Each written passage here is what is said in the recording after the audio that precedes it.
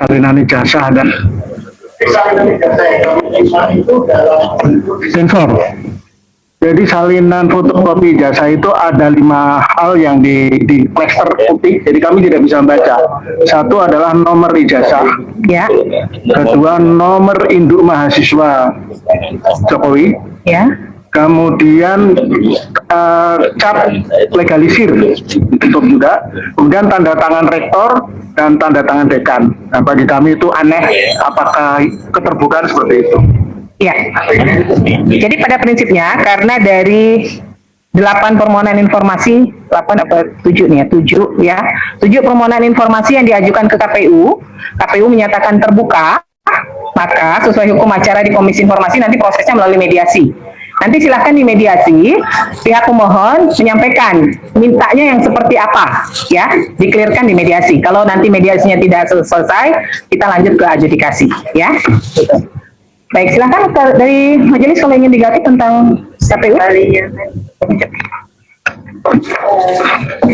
Sebelum berlanjut ke yang lain, saya kembali ke UGM, tapi ke pemohonnya.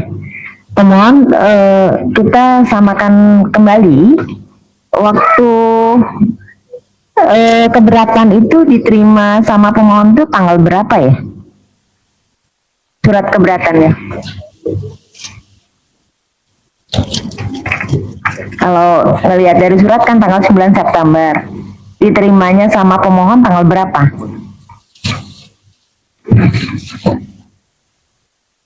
Oke, silakan jawab. Saya ulangi lagi, surat keberatan dari atasan TPID UGM itu kan tertanggal 9 September. Diterima sama pemohon tanggal berapa? Ya, kita kembali yang sebentar ya supaya menyamakan. Keberatan itu kami terima tanggal surat keberatan tanggal 11 September. 11 ya. Itu melalui email yang ada lambangnya ya. Iya. Baik. Terus pengajuan sengketa ke kitanya itu tanggal berapa? Saya kirim. Yang ada tanda terimanya. Dari email saya, iya, tanggal 4 Oktober. Tanggal 4 Oktober ya? Iya. Ada ya bukti tanda terimanya ya? Ada. Cukup, kasih. Baik, terima kasih.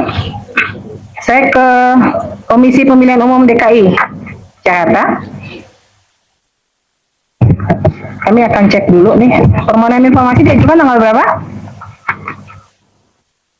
Silakan pemohon. DKI ya.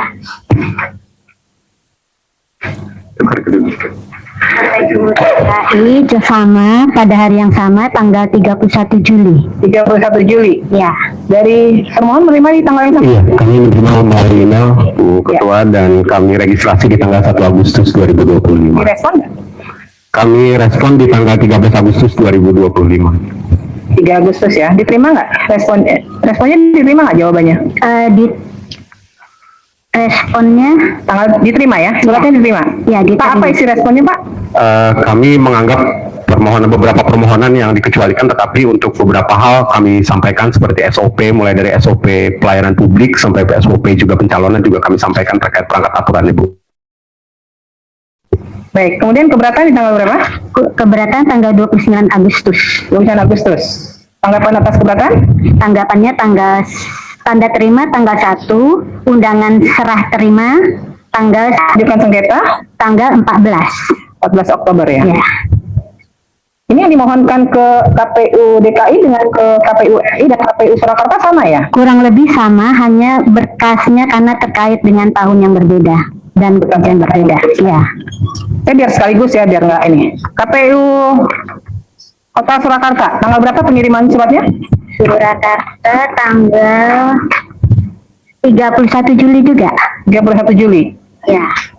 Jawaban keberatan? Jawaban permohonan? Tidak pernah ada tanda terima dan jawaban. Dijawab nggak?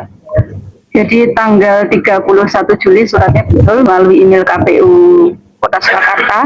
Kemudian baru diregister tanggal 27 Agustus 2025. Suratnya 31 Juli, baru diregister 27 Agustus. Ya, bersamaan dengan penyampaian surat keberatan. Kenapa baru dijawab tanggal 27 Agustus? Itu berapa hari itu lewatnya dah? Ya karena baru diterima di PPID Bu. Jadi memang Nah, itu prosedurnya gimana sih? Kan ketentuannya 10 hari ya, harus merespon surat ya? Ya, siap. Gimana tuh PPID di KPU? Jadi mohon izin memang surat itu melalui email dan karena emailnya sangat banyak, baru kami mengetahui setelah surat yang keberatan itu.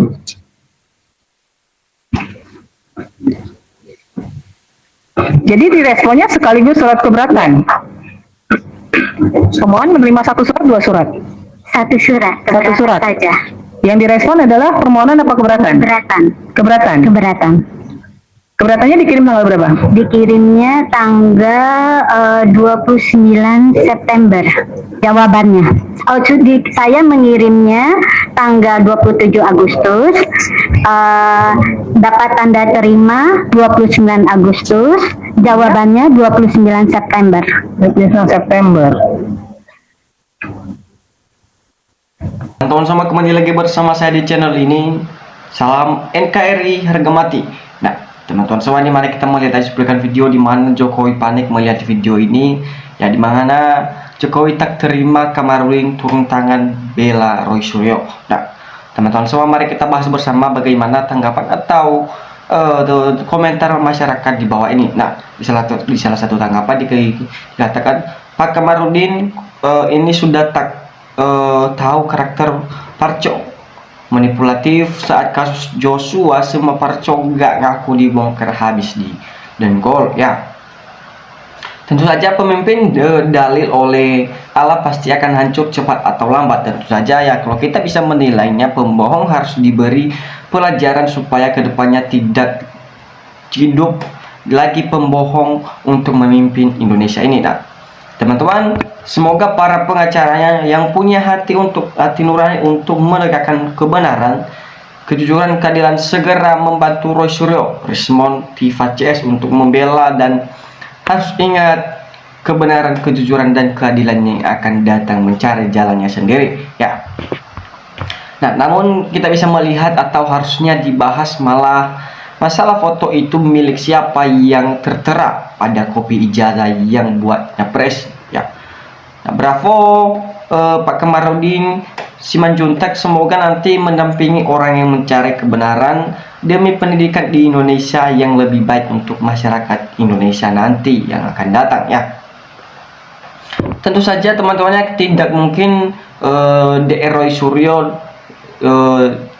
di penjara, di mokal keadilan kalah dengan kedoliman keadilan di negara ini, ya. Tentu saja kalau kita bisa menilainya, mungkin para penegak kebenaran akan masuk penjara atau dikurung ke jeruji besi. Nah, Pak Kamarudin ajak pengacara-pengacara gabung untuk membela Roy CS yang sedang memperjuangkan keadilan serta kebenaran. Jangan biarkan orang yang berjuangnya sendirian. Nah, tentu saja saat Pak Kamarudin turun gunung, kita harusnya malu pada perjuangan, pada pengorbanan mereka, ya, di mana mereka mati-matian membela negara Indonesia ini, namun mereka selalu dituduh yang tidak-tidak. Nah, sebentar lagi Bang Hotman Paris akan membantu Pak Krismon Sianipar, saya yakin itu. Nah, kalau kita ya, kalau pasti Hotman Paris turun lapangan, pasti semuanya akan takut dan ketar-ketir.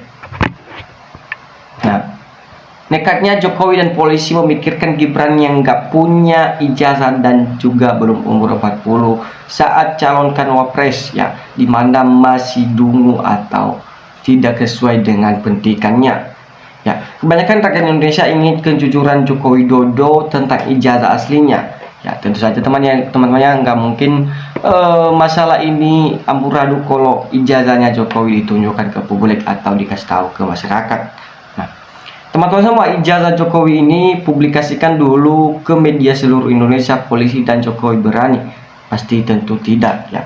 Pembohong dolim sebenarnya lagi menerima hukum alam, hukum Allah. Orang jujur membela kebenaran dan keadilan dilindungi oleh Tuhan. Nah, sepertinya aparat penegak hukum di Indonesia ini menunggu hukum Allah berlaku. baru menyadari bahwa di atas langit masih ada langit. Ya, tentu saja saya super heran di mana kenapa para pemangku hukum di negara ini, Republik Indonesia, dengan tega dan terang-terangan masalah menginjak-injak hukum negara sendiri. Ya, kalau negara lain pasti mereka sudah akan dinepalkan. Nah, aneh banget, makanya presiden malah berpihak pada ijazah palsu dan pada ibu yang nggak punya ijazah asli. Ya, dan teman-teman, menegakkan kebenaran laksanakan menegakkan benang basah, tapi yakni kebenaran akan muncul pada saatnya sendiri. Ya, kita bisa melihat bagaimana orang jujur yang berjuang jalan melindungi mereka, dan ajab pasti diridhoi alam. Nah, kasus ijazah Jokowi ini menurut saya bukan soal salah benar, tapi soal kejujurannya. Ya, tentu saja Roy Suryo maju terus usut tuntas ijazah palsu Jokowi dan Gibran Raka Buming Raka demi kebenaran Indonesia ini, supaya kedepannya atau siapa yang menjadi pemimpin kita selanjutnya tidak akan begini lagi, teman-temannya.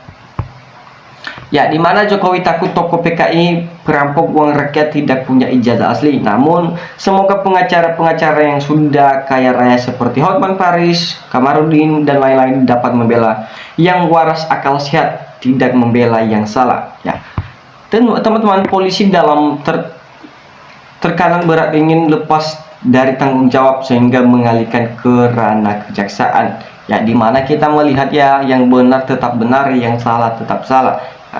Yang tidak akan takut, sudah ada tanda-tanda Mulyono pengkhianat akan dipanggil diperiksa sesungguh-sungguhnya.